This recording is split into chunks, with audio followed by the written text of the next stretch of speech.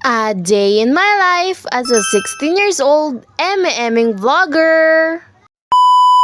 Ngayong araw, samahan nyo ko dahil ngayon ay pupunta kami ng Bataan. Late na nga yung bakasyon namin dahil may pasok na pero go pa rin. Hindi pala ako nakapag-video nung umalis kami ng 4 AM sa bahay. Itong video na to ay nasa Cubao na kami. 6 AM nga dapat ang alis namin kaso 6:15 na wala pa kaming ticket kaya napunta na kami sa schedule na 8 AM. Wala nga kaming kain kaya buti na lang may mga stall dito sa loob. Itong Victory Liner nga pala yung sinakyan naming bus. 3 hours nga pala yung biyahe neto mula Cubao hanggang sa may Olongapo and ang mahal ng pamasahe 386 isang tao. Ang mga kasama nga pala namin ay si Mami, si Papa and ito yung 4 kong makukulit na pinsan. Tignan nyo naman kung gaano kakukulit yung mga yan. Dito na nga rin pala sa Cubao nagkita-kita yung iba naming mga tita para sabay-sabay na kaming sumakay ng bus papuntang Olongapo. At dahil nga 8 pa yung schedule ng bus namin and 6 pa lang ng time na to, kaya ang gugulo talaga nila dyan, te.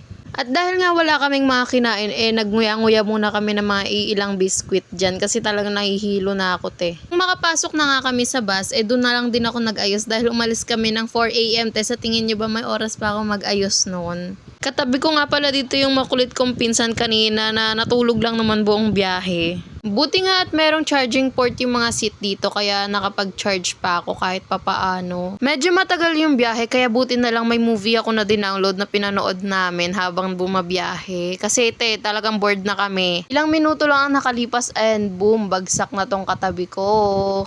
Nakatulog din ako niyan pero fake lang itulog ko na nandyan.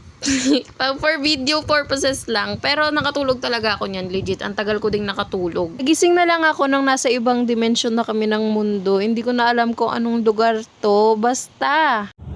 Wala ko.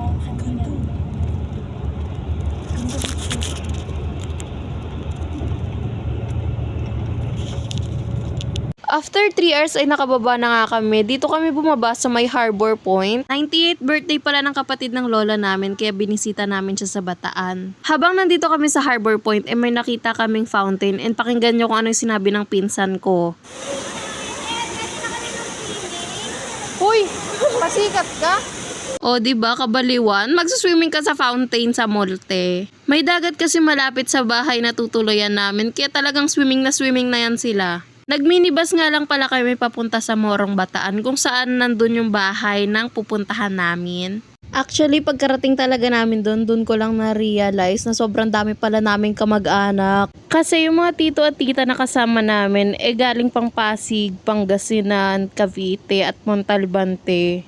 Nung Sunday nga may umuwi pa galing Aklan. Going back, sumakay nga lang pala kami ng minibus and after nun sinundo na kami galing dun sa binabaan namin. Papunta dun sa mismong bahay na tutuluyan namin. Tuwang-tuwa pa nga kami dyan kasi ngayon lang kami nakasakay sa ganyang sasakyan. Kaya pagpasensyahan nyo na kung mga ignorante kaming tao. Caught on camera pa nga dyan yung pagkauntog ng pinsan ko kasi ayaw niyang sumunod na humawak siya. Ayan tuloy na untog. Nakakatawa tuloy yung muka.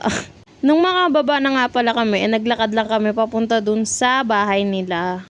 May putikan pa nga kaya buti na lang may mga bato-bato dyan sa gilid. At syempre dahil ngayon lang kami nakapunta dito, ang awkward pa ng unang pagpasok namin. Tignan nyo yung mga itsura nila, akala mo ang baba ito, mga nakaupo lang. Ibinaba nga lang pala namin lahat ng gamit namin dun sa isang kwarto. At nag-ready na rin for tanghalian dahil mga 12:30 na ata kami nakarating. Gaya nga ng sabi ko kanina, pumunta kami dito dahil 90th birthday ng kapatid ng lola namin. And yes, 90th birthday, 90. Can you believe na ang 90 years old ay nagkudkod ng 4 na nyog?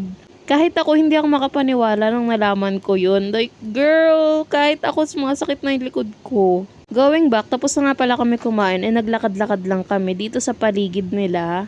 Nakakita nga pala kami ng puno ng nyog na ang lalaki ng bunga as in. Na-ignorante nga din pala yung mga pinsan ko dito kasi nga ang lalaki ng bunga. Nakakatawa nga dito kasi ramdam na ramdam mo na probinsya vibes talaga siya, te. Ang saya talaga dito kasi probinsyang-probinsya ang atake niya. Ang daming tanim na prutas, ang fresh ng hangin, tas ang daming mga hayop. Ay, probinsya. Sa sobrang dami namin kaganapan ng araw na to, hindi na magkakasya sa iisang video. Kaya gagawin ko na lang to ng part 2. But sa ngayon, this is the end of the video. Please comment, share, and follow for more. Bye! Mwah!